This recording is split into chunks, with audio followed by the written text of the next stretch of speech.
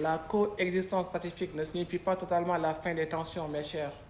Malgré le fait que les deux grandes puissances, dès 1953, ont commencé à entreprendre de nouvelles relations cordialement basées sur le culte de la paix.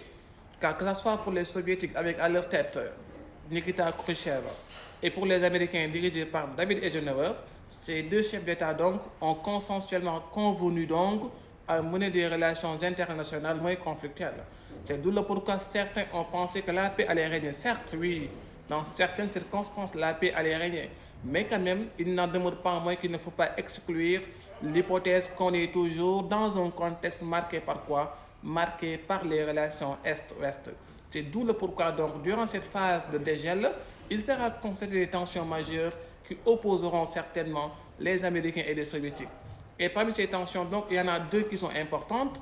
Aujourd'hui, on va se concentrer sur la première qui renvoie à la deuxième crise de Berlin, que tout le monde connaît sous l'appellation de la construction du mur de Berlin.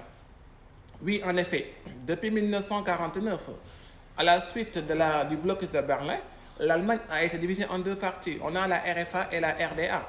La RFA, c'est la République fédérale allemande, à connotation ce qu'on appelle capitaliste à l'ouest, et la RDA, c'est la République démocratique allemande, sous la convoitise et la houlette de l'URSS qui impose le communisme.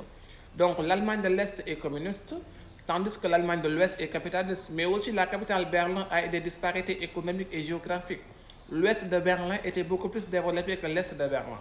Et donc dès 1958, il sera constaté que les crises vont renaître dans le continent européen, mais surtout en Allemagne. Que s'est-il passé en Allemagne? Il y a beaucoup de populations de Berlin de l'Est qui émigrent de façon intensifiée à Berlin-Ouest afin de chercher de meilleures conditions de vie et de travail. Mais cette émigration de l'Est vers l'Ouest n'a pas plu à Nikita Khrouchtchev. Pourquoi? Car selon Nikita Khrouchtchev, cette émigration donc ne fait qu'impacter négativement l'économie, voire même la force politique de Berlin-Est, voire même de l'Allemagne de l'Est. Et que va-t-il demander Nikita Khrouchtchev? Il ne va pas demander certes, il va exiger que Berlin-Ouest soit rattaché à la RDA. Cela veut dire quoi? Pour Nikita Khrouchtchev, la partie capitaliste allemande doit impérativement être rattachée à la partie communiste allemande. La partie de la capitale où on a le capitalisme, cette partie-là, on doit la rattacher à la partie communiste. Ou à défaut de ça, que les Américains resteront neutres dans les affaires de la RDA.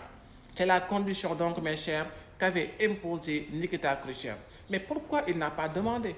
Pourquoi a-t-il choisi d'exiger? Parce que, d'après les conférences de Yalta et de Potsdam, l'Allemagne a été divisée en 4 zones d'occupation.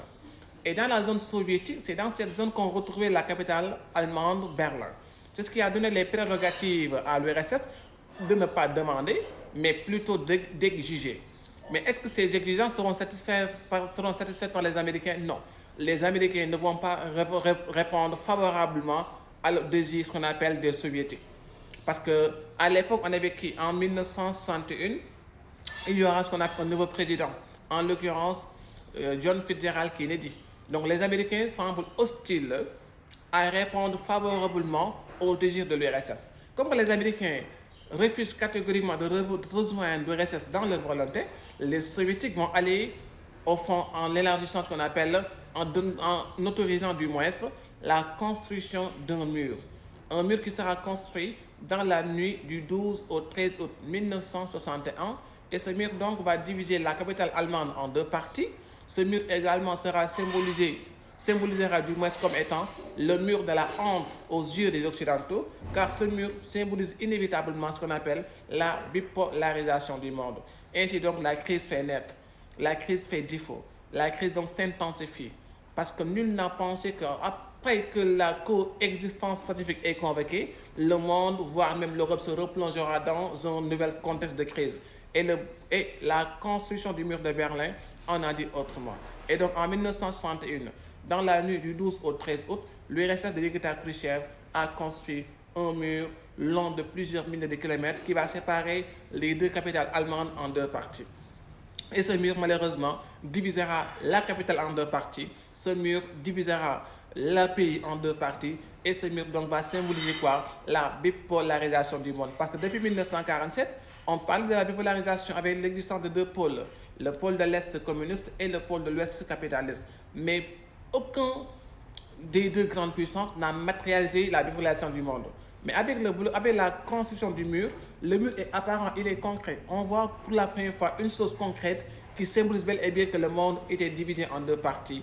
L'Ouest était capitaliste et l'Est sera ce qu'on appelle communiste. Donc mes chers, retenez ceci, que la construction du mur de Berlin est une des crises qui s'est déroulée dans le contexte de la coexistence pacifique. Voici donc ce que j'avais préparé pour vous. N'hésitez pas de vous abonner et de partager la publication afin de pouvoir également recevoir mes nouvelles les plus rapidement possible. Bien des choses à vous et bonne réception.